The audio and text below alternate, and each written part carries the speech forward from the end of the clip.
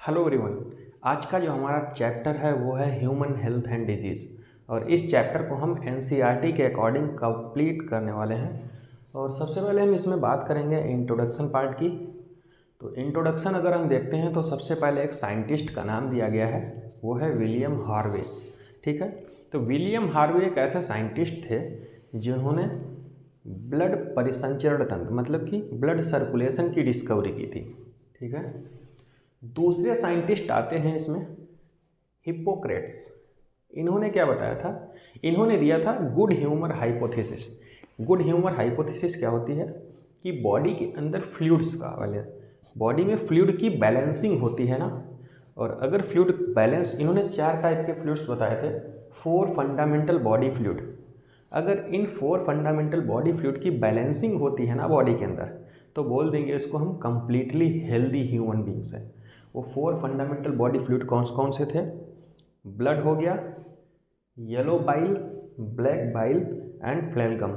ठीक है, तो ये 4 बॉडी फ्लूइड हैं। अगर बॉडी में इनकी एक अच्छे से तालमेल मतलब बैलेंसिंग हो रही है तो उसको बोलेंगे हम कंप्लीटली हेल्दी ह्यूमन बीइंग। ठीक है, और इसी को बोलते हैं ना, इस बैलेंसिंग को बोलते हैं हम गुड ह्यूमर हाइपोथेसिस। तो पूछेगा गुड ह्यूमर हाइपोथेसिस किसने दिया था? तो हिप्पोक्रेट्स। ठीक है, लेकिन इसके बाद गुड ह्यूमर हाइपोथेसिस को डिस्प्रूव किसने कर दिया था? तो वो है हमारे साइंटिस्ट विलियम हार्वे, जिन्होंने ब्लड सर्कुलेशन डिस्कवर्ड किया था। ठीक है, कंप्लीटली हेल्दी ह्यूमन बीइंग किसको बोलेंगे? Physical, mental and social wellbeing होना चाहिए पर्सन, तभी हम बोलेंगे कि कंप्लीटली हेल्दी है। ठीक है, ये नहीं होना चाहिए कि किसी भी पर्सन में अगर बीमारी नहीं है तो बोल देंगे कि हेल्दी है। नहीं, वो फिजिकली, मेंटली एंड सोशली हर तरीके से अच्छा होना चाहिए, तभी उसे बोल देंगे हम कंप्लीटली हेल्दी ह्यूमन बीइंग। अब बात करते हैं डिजीज़ की। डिजीज़ क्या होते हैं? एबनॉर्मल कंडीशन होती है बॉडी की जो एडवर्सली अफेक्ट करती है हमारे फिजियोलॉजिकल फंक्शन को। कोई एबनॉर्मल कंडीशन है बॉडी की, और एबनॉर्मेलिटी की वजह से क्या होती है, बॉडी की फिजियोलॉजिकल कंडीशन जो है अफेक्ट होती है, एडवर्सली अफेक्ट होती है, तो उसे बोल देंगे हम डिजीज़। डिजीज़ जनरली 2 टाइप की होती हैं, एक तो इन्फेक्टियस डिजीज़, दूसरी होती है नॉन इन्फेक्टियस डिजीज़। इन्फेक्टियस मतलब जिनमें ट्रांसमिशन जो होता है इजीली हो सकता है, एक दूसरे से मतलब कि स्प्रेड आउट हो सकती हैं बहुत इजीली तरीके से, उनको बोलेंगे हम इन्फेक्टियस डिजीज, जिनमें इन्फेक्शन बहुत जल्दी से हो जाता है। ठीक है, जैसे एड्स हो गया, HIV वायरस के थ्रू होता है ट्रांसमिशन। ठीक है, नॉन इन्फेक्टियस मतलब जिनमें इन्फेक्शन ना हो, ट्रांसमिशन इजली से ना हो। ठीक है, ट्रांसमिशन पॉसिबल ही ना हो, तो बोलेंगे हम नॉन इन्फेक्टियस डिजीज। और नॉन इन्फेक्टियस डिजीज़ का एग्जाम्पल क्या है? कैंसर, जो एनसीईआरटी में दिया गया। बहुत सारी नॉन इन्फेक्टियस डिजीज़ हैं, लेकिन जो एनसीईआरटी में दिया गया है वो एग्जाम्पल क्या है? कैंसर। और सीरियस कंडीशन में इसमें डेथ भी हो जाएगी। ठीक है, तो कैंसर। अब common disease in human, common disease in human की बात करते हैं तो wide range of organism belonging to bacterial हो सकते हैं, पैथोजेंस हो सकते हैं, प्रोटोजोन्स एंड हेलमिन्स। बहुत सारे ये क्या हैं? पैथोजन हो सकते हैं। क्लियर? सबसे पहले हम बात करेंगे बैक्टीरियल डिजीज़, जो जीवाणु मतलब कि बैक्टीरिया से फैलती है। तो बैक्टीरियल डिजीज में सबसे पहले हम बात करेंगे टाइफाइड की। टाइफाइड एक ऐसी बैक्टीरियल डिजीज़ है जो कंटामिनेटेड वाटर एंड फूड से फैलती है, और इसका पैथोजन क्या होता है? बैक्टीरिया, जिसका नाम क्या है? Salmonella typhi. अगर कोई जैसे पर्सन है कंटामिनेटेड फूड और वाटर को ले रहा है ना, प्रदूषित फूड और वाटर को कंज्यूम कर रहा है, तो टाइफाइड होने के चांस ज़्यादा रहेंगे। ठीक है, और टाइफाइड जो होता है, मोड ऑफ ट्रांसमिशन क्या होगा इसका? Inter in small intestine through the contaminated water and food, अभी बताया हमने। ठीक है, इस केस में क्या होता है? 39 से 40 डिग्री सेंटीग्रेड टेम्परेचर हो जाता है बॉडी का। क्लियर? अब देखो सीवियर केस में क्या होगा? इंटेस्टाइनल परफोरेशन हो जाएगी और सीवियर केस में डेथ हो सकती है पेशेंट की इसमें, टाइफाइड में। इस टाइफाइड को लेबोरेटरी में जिस टेस्ट के थ्रू परफॉर्म किया जाता है ना, मतलब कंफर्म किया जाता है कि पेशेंट में टाइफाइड है या नहीं, तो उस टेस्ट का नाम क्या होता है? Widal test. Widal test. एक केस स्टडी की गई थी यूएसए में, न्यूयॉर्क में। मैरी मेलन एक लेडी थी, ठीक है। उसका प्रोफेशन क्या था? कुक, मतलब कि खाना बनाती थी। तो उसमें जो टाइफाइड के सिम्टम्स नहीं थे, ठीक है, लेकिन टाइफाइड थी उसमें। तो क्या हुआ, कई दिनों तक, मतलब कई सालों तक, कई महीनों तक वो जो होती है ट्रांसमिट करती रही, स्प्रेड करती रही डिजीज़ को, टाइफाइड को, क्योंकि कुक थी ना प्रोफेशन से, तो खाना बनाती थी। इससे क्या हुआ, बहुत सोसाइटी में जो है टाइफाइड स्प्रेड आउट हो गई। तो नाम के अकॉर्डिंग नाम क्या पड़ गया? टाइफाइड मैरी, ठीक है। तो ये जनरल पॉइंट था। अब दूसरी जो हमारी डिजीज़ है वो है न्यूमोनिया, बैक्टीरियल डिजीज़। न्यूमोनिया का पैथोजन कौन सा है? दो बैक्टीरिया हमने लिखा है, स्ट्रेप्टोकोकस न्यूमोनी और हीमोफिलस इन्फ्लुएंजी। इस बैक्टीरिया की वजह से क्या है, न्यूमोनिया काज हो जाता है। देखो, दो डिजीज़ हम पढ़ेंगे जो एक दूसरे से कोरिलेट करेंगे, एक तो न्यूमोनिया, दूसरी है कॉमन कोल्ड। न्यूमोनिया की बात करते हैं तो ये बैक्टीरियल डिजीज़ है, और कॉमन कोल्ड की बात करेंगे तो वो है वायरल डिजीज़, राइनो वायरस की वजह से होता है। दोनों में एक समानता है, दोनों जो है रिस्पायरेशन से रिलेटेड है। देखो, न्यूमोनिया में क्या होता है, इन्फेक्टेड ड्रॉपलेट्स की वजह से ये इन्फेक्शन होता है, इन्फेक्टेड दी लंग्स एल्वोलाई। न्यूमोनिया जो होता है हमारे रिस्पायरेटरी पैथवे को इफेक्ट करता है, मतलब एल्वोलाई को, लंग्स को। वहीं अगर रेट्रोवायरस की बात करते हैं कॉमन कोल्ड की, तो वो कंडक्टिंग जोन को, ठीक है, तो वो एल्वोलाई को अफेक्ट नहीं करता है। तो एल्वोलाई को कौन अफेक्ट कर रहा है? Pneumonia. Sharing things, inhaling the droplets of the infected person. कोई इन्फेक्टेड पर्सन है, जैसे छींक रहा है, तो छींकने से क्या होता है, ड्रॉपलेट्स सामने जाती है ना, तो उनके थ्रू इन्फेक्शन का चांस बढ़ जाता है। सिम्टम्स क्या होंगे इसमें?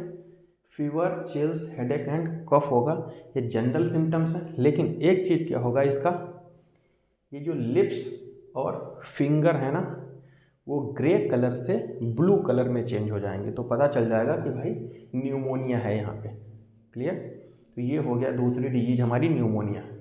थर्ड डिजीज है वायरल डिजीज, जिसको हम कॉमन कोल्ड बोल रहे हैं ना अभी। देखो, इसी को बोलते हैं राइनाइटिस, और राइनाइटिस इसी को बोलते हैं कॉमन कोल्ड। इसी के अकॉर्डिंग नाम क्या पड़ा? राइनो वायरस, ठीक है। राइनो वायरस कहाँ से आया? राइनाइटिस से।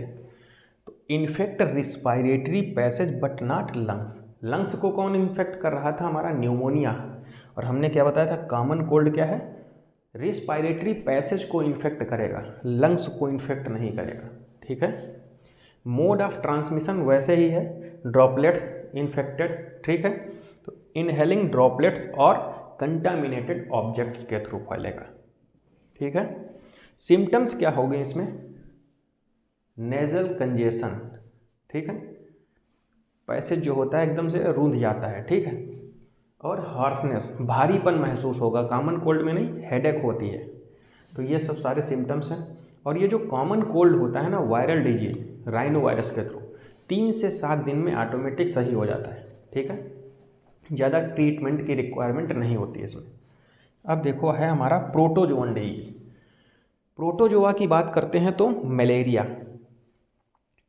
पैथोजन 3 यहाँ पे लिखेंगे एनसीईआरटी के according, plasmodium vivax, plasmodium malariae and plasmodium falciparum.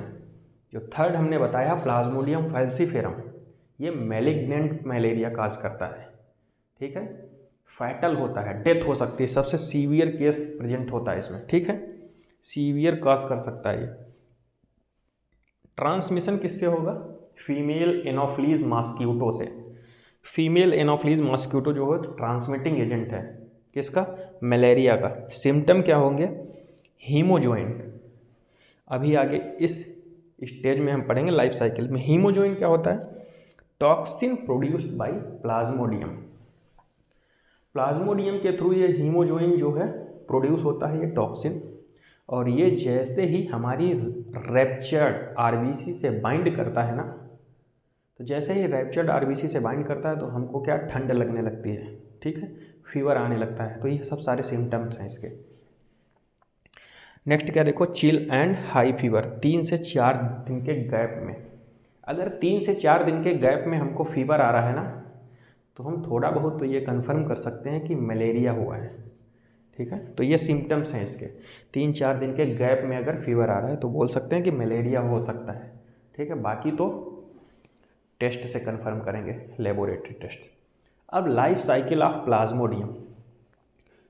Plasmodium की लाइफ साइकिल हम स्टार्ट करते हैं sporozoite injected with biting of mosquito, ठीक है।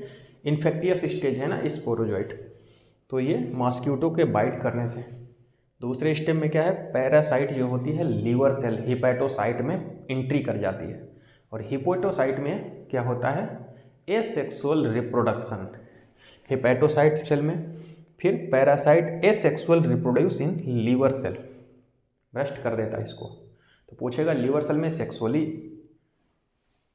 रिप्रोड्यूस करती हैं या एसेक्सुअल, तो एसेक्सुअल रिप्रोडक्शन होता है लीवर सेल में। उसके बाद क्या है, parasite asexually reproduce in RBC. चाहे आरबीसी की बात करें या लीवर की, पहले लीवर में एसेक्सुअल रिप्रोडक्शन हुआ, फिर आरबीसी में, ठीक है, ब्रस्ट कर गई। अब देखो यहाँ पे क्या हुआ, sexual stage gametocyte develop in RBC. तो सेक्सुअल स्टेज जो गैमेटोसाइट है वो आरबीसी में डेवलप हुई। अभी ये सारा प्रोसेस हुआ है, इसमें कौन सा है, ह्यूमन होस्ट के अंदर हुआ है ये, ठीक है। अब यहाँ से क्या हुआ, female mosquito take up gametocyte with blood meal. खाने के लिए जब ब्लड को सक करती है फीमेल, तो ये जो डेवलप हुई थी ना सेक्सुअल स्टेज, तो ये इस फीमेल मॉस्क्यूटो में चली जाती है, ठीक है। उसके बाद क्या है, फर्टिलाइजेशन होता है गट के अंदर। मॉस्क्यूटो की एलिमेंट्री कैनाल या गट के अंदर फर्टिलाइजेशन का प्रोसेस होता है।